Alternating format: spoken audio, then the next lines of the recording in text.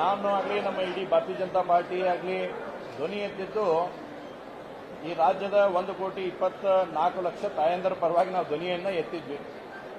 ಆ ಮಹಿಳೆಯರಿಗೆ ಸಿಗಬೇಕಾಗಿರ್ತಕ್ಕಂಥ ದುಡ್ಡನ್ನು ಕೊಡಿಸ್ಲಿಕ್ಕೆ ನಾವು ಧ್ವನಿ ಎತ್ತಿದ್ವಿ. ಆದರೆ ಸದನದ ಒಳಗಡೆ ಹೊಸ ರೀತಿ ತೆಗೆದುಕೊಂಡು ಹೋಗತಕ್ಕಂಥ ಪ್ರಯತ್ನವನ್ನು ಸಚಿವರು ಮಾಡಿದ್ದಾರೆ. ಸಚಿವರಂದಾದ್ಮೇಲೆ ಅದಕ್ಕೆ ಯಾವುದೂ ಇರಲ್ಲ, ಪುರುಷರು ಇರ್ಬೋದು, ಮಹಿಳೆಯರು ಇರ್ಬೋದು, ಯಾರು ಇರ್ಬೋದು. ಆದರೆ ನಾವು ಬಹಳ ಸ್ಪಷ್ಟವಾಗಿ ಹೇಳಿದ್ದು 1,24,00,000 ಜನ. ಈಗಲೂ ತಪ್ಪು ಹೇಳ್ಯಾರ, ಮತ್ತೆ ಹೇಳೋ ಮುಂದೆ ಅದು ಒಂದಿರಲಿ ತಮ್ಮೆಲ್ಲರ ಗಮನಕ್ಕೆ. ಮೊನ್ನೆ ಉತ್ತರ ಕೊಟ್ಟಿದ್ದು 1,24,00,000 ಜನ, ಈಗ ಹೇಳಿದ್ದು 1,26,00,000 ಜನ. 2 ಲಕ್ಷ ಡಿಫರೆನ್ಸ್ ಹಂಗೆ ಬರ್ತಾ ಇದೆ. ನೋಡೋಣ ಎಲ್ಲಿಗೆ ಹೋಗಿ ನಿಲ್ಲುತ್ತೆ ಅನ್ನೋಂಥದ್ದನ್ನು ಕೂಡ. ಆದರೆ ಇದರ ಮುಂದುವರೆದ ಭಾಗವಾಗಿ ಅನೇಕ ಸಂಗತಿಗಳು ಇವತ್ತು ಮಹಿಳಾ ಮತ್ತು ಮಕ್ಕಳ ಇಲಾಖೆಯಲ್ಲಿ ನಡೆದಿರ್ತಕ್ಕಂಥ ಸಂಗತಿಗಳನ್ನು ಕೂಡ ನಾನು ಮಾಧ್ಯಮದ ಮಿತ್ರರ ಗಮನಕ್ಕೆ ತರಲಿಕ್ಕೆ ಇಚ್ಛೆಪಡ್ತೇನೆ. ಇವತ್ತು ನೋಡಿ, ನಾನು ಈ ವಿಷಯಕ್ಕೆ ಸಂಬಂಧಪಟ್ಟಂಗೆ ಅನೇಕ ಅಧಿಕಾರಿಗಳಿಗೆ ಇದರ ಮಾಹಿತಿಯನ್ನು ತೆಗೆದುಕೊಳ್ಳಕ್ಕೆ ನಾನು ಪ್ರಾರಂಭ ಮಾಡಿದ ಮೇಲೆ ಮೊದಲೇ ದಿವಸ ಯಾರಿಗೂ ಏನು ಇನ್ಫಾರ್ಮೇಷನ್ ಇದ್ದಿಲ್ಲ. 3 ಜಿಲ್ಲೆಯವರು ನೇರವಾಗಿ ಉತ್ತರ ಕೊಟ್ಟರು ನನಗೆ. ಫೆಬ್ರವರಿ ಮತ್ತು ಮಾರ್ಚ್ ಕಂತುಗಳು ನಮಗೆ ಬಂದಿಲ್ಲ ಅಂತಕ್ಕಂಥದ್ದನ್ನು ಸ್ಪಷ್ಟ ಉತ್ತರ ಕೊಟ್ಟರು. ಮುಂದುವರೆದು ನಾನು ಅನೇಕ ಜಿಲ್ಲೆಗಳಿಗೆ ಈ ಮಾಹಿತಿಯನ್ನು ಕೇಳಿದ ಕ್ಷಣನೇ ಯಾವಾಗ 9ನೇ ತಾರೀಕಿಗೆ ಸದನದಲ್ಲಿ ಇದರ ಪ್ರಸ್ತಾವನೆ ಆಯಿತು, ಅದರ ಮುಂದೆ ಕೇಳಿದಿರ್ತಕ್ಕಂಥ ಎಲ್ಲ ಇಲಾಖೆ ಅಧಿಕಾರಿಗಳು ತಪ್ಪಿಸ್ಕೊಳ್ಳುವಂಥ ಪ್ರಯತ್ನ ಮಾಡಕತ್ತರು. ಯಾರು ಉತ್ತರ ಕೊಡಲಾರದ ರೀತಿಯಲ್ಲಿ ಬರಾಕತ್ತರು. ನಾನು ಯಾವಾಗ ಅವರಿಗೆ ಫೋನ್ ಮುಖಾಂತರ ಮಾತಾಡಿದ ಮೇಲೆ ಕೂಡ ಇವತ್ತು ಅನೇಕ ಅಧಿಕಾರಿಗಳು ಯಾವ ರೀತಿ ಸಚಿವರು ಉತ್ತರ ಕೊಟ್ಟರು ಅದೇ ರೀತಿ ಉತ್ತರ ಕೊಡ್ತಕ್ಕಂಥ ಪ್ರಯತ್ನವನ್ನು ಮಾಡಿದ್ದಾರೆ.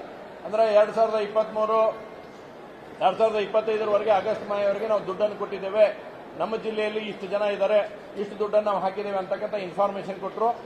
ಅವ್ರಿಗೂ ಕೂಡ ನಾನು ಸ್ಪಷ್ಟವಾಗಿ ಕೇಳಿದೆ, ಫೆಬ್ರವರಿ ಮತ್ತು ಮಾರ್ಚ್ 2025 ದುಡ್ಡು ಹಾಕಿರೋ ಇಲ್ಲ ಅಂತಕ್ಕಂಥದ್ದನ್ನು ಅಷ್ಟೇ ಉತ್ತರ ಕೊಡಿ, ಇನ್ನೇನು ಉಳಿದಿದ್ದಾನೆ ಬೇಡ ಅಂತ ಹೇಳಿದ್ರು ಕೂಡ ಬೇರೆ ರೀತಿ ಉತ್ತರವನ್ನು ಕೊಟ್ಟರು. ತದನಂತರ ನಾನು ಎಲ್ಲ ಡಿಡಿಗಳಿಗೆ ಮಾತಾಡಿ ವಿಷಯವನ್ನು ಮನವರಿಕೆ ಮಾಡಿದವ್ರಿಗೆ ಮನವರಿಕೆ ಮಾಡಿ, ನೀವ್ಯಾಕಪ್ಪ ಇದ್ರಾಗ ಸಿಕ್ಕೊಂಡು ಒದ್ದಾಡಕ್ಕೆ ಹೋಗಿರಿ, ದಯವಿಟ್ಟು ಇನ್ಫಾರ್ಮೇಷನ್ ಕೊಡ್ರಿ ಅಂದಾಗ ನಾನು ನಿಮಗೆ ವಿತ್ ಪ್ರೂಫ್ ಕೊಡ್ತೀನಿ. 2-3 ಜಿಲ್ಲೆದ್ದು ಮೊದಲು ಕೊಟ್ಟಿರ್ತಕ್ಕಂಥ ಉತ್ತರ ಏನಿತ್ತು, ತದನಂತರ ಬಂದಿರತಕ್ಕಂಥ ಉತ್ತರ ಅವರು ಸ್ಪಷ್ಟ ಕೊಟ್ಟರು. 2025 ಫೆಬ್ರವರಿ ಮತ್ತು ಮಾರ್ಚ್ ದುಡ್ಡನ್ನು ನಾವು ಹಾಕಿಲ್ಲ ಅಂತಕ್ಕಂಥದನ್ನ ಉಪನಿರ್ದೇಶಕರುಗಳು ಕೊಟ್ಟಿರ್ತಕ್ಕಂಥ ಸಂಗತಿ 2 ಕಾಪಿನೂ ನನ್ನ ಕಡೆ ಇದಾವೆ. ಮೊದಲು ಕೊಟ್ಟಿರ್ತಕ್ಕಂಥ ಕಾಪಿ, 2ನೇ ಸಲ ಕೊಟ್ಟಿರ್ತಕ್ಕಂಥ ಕಾಪಿನೂ ಕೂಡ ಬಹಳ ಸ್ಪಷ್ಟವಾಗಿದ್ದಾವೆ.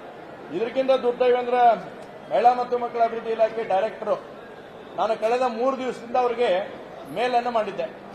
ಇಡೀ ರಾಜ್ಯದ ಸಮಗ್ರ ಮಹಿಳಾ ಮತ್ತು ಇದು ನಮ್ಮ ಗೃಹಲಕ್ಷ್ಮಿ ಯೋಜನೆಯ ಫೆಬ್ರವರಿ ಮತ್ತು ಮಾರ್ಚ್ ಕಂತನ್ನ ತಾವು ಕೊಟ್ಟಿದ್ದೀರೋ ಹೋಗ್ಯೋ ಏನಂತಕ್ಕಂಥ ಮಾಹಿತಿಯನ್ನು ತಕ್ಷಣ ನನಗೆ ಒದಗಿಸಿರಿ.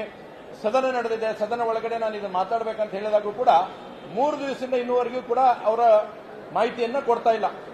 ಮೊನ್ನೆ ನಾನು ಮತ್ತೆ ಫೋನ್ ಮುಖಾಂತರ ನಾನೇ ನೇರವಾಗಿ ನಾನು ಮಾತಾಡಿದಾಗ ಇಲ್ಲ ನನಗೆ ಮೇಲ್ ಬಂದಿಲ್ಲ ಅಂತಕ್ಕಂಥದ್ದನ್ನು ಹೇಳಿದರು. ಇಮಿಡಿಯೇಟ್ ನಾನು ಅಲ್ಲೇ ಮೇಲ್ ಕಳಿಸಿ ಅದರ ಸ್ಕ್ರೀನ್ಶಾಟ್ ಹೊಡೆದು ಹಳ್ಳಿಯವರಿಗೆ ವಾಟ್ಸಪ್ ಮಾಡಿದ್ದೇನೆ, ಪ್ರಶ್ನೆ ಕೇಳುವಂತದನ್ನು ಮಾಡಿದೆ. ಆದರೆ ಸ್ಟಿಲ್ ಟೈಮ್ ಈವರೆಗೂ ಕೂಡ ಅವರ ಮಾಹಿತಿಯನ್ನು ಕೊಟ್ಟಿಲ್ಲ.